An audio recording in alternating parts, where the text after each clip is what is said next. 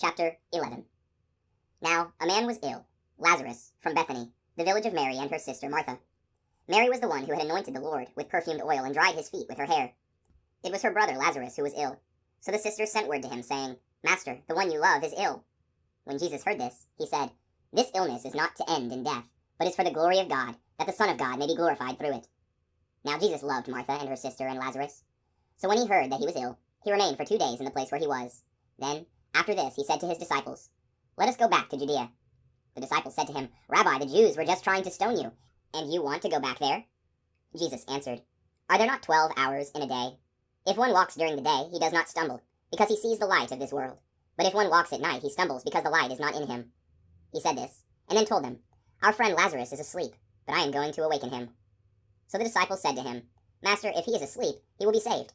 But Jesus was talking about his death, while they thought that he meant ordinary sleep. So then Jesus said to them clearly, Lazarus has died, and I am glad for you that I was not there, that you may believe. Let us go to him. So Thomas, called Didymus, said to his fellow disciples, Let us also go to die with him. When Jesus arrived, he found that Lazarus had already been in the tomb for 4 days. Now Bethany was near Jerusalem, only about 2 miles away, and many of the Jews had come to Martha and Mary to comfort them about their brother. When Martha heard that Jesus was coming, she went to meet him, but Mary sat at home. Martha said to Jesus, Lord, if you had been here, my brother would not have died. But even now I know that whatever you ask of God, God will give you. Jesus said to her, Your brother will rise.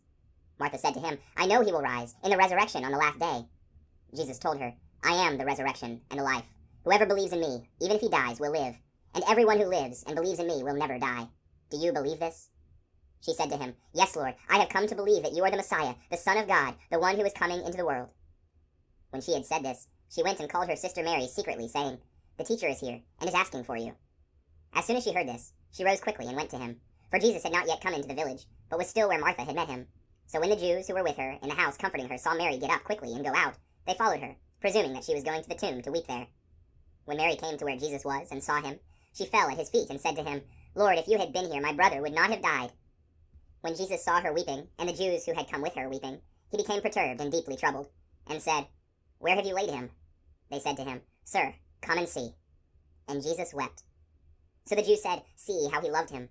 But some of them said, Could not the one who opened the eyes of the blind man have done something so that this man would not have died? So Jesus, perturbed again, came to the tomb. It was a cave, and a stone lay across it. Jesus said, Take away the stone. Martha, the dead man's sister, said to him, Lord, by now there will be a stench. He has been dead for 4 days. Jesus said to her, Did I not tell you that if you believe you will see the glory of God? So they took away the stone, and Jesus raised his eyes and said, Father, I thank you for hearing me. I know that you always hear me. But because of the crowd here I have said this, that they may believe that you sent me. And when he had said this, he cried out in a loud voice, Lazarus, come out. The dead man came out, tied hand and foot with burial bands, and his face was wrapped in a cloth. So Jesus said to them, Untie him, and let him go.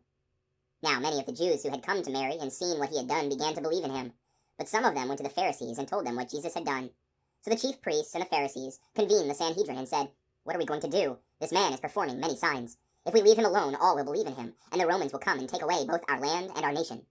But one of them, Caiaphas, who was high priest that year, said to them, You know nothing, nor do you consider that it is better for you that one man should die instead of the people, so that the whole nation may not perish.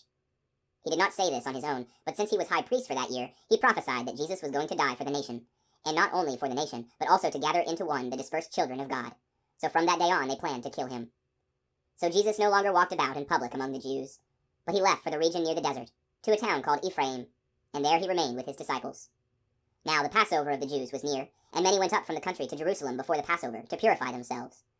They looked for Jesus, and said to one another as they were in the temple area, What do you think? That he will not come to the feast? For the chief priests and the Pharisees had given orders that if anyone knew where he was, he should inform them, so that they might arrest him.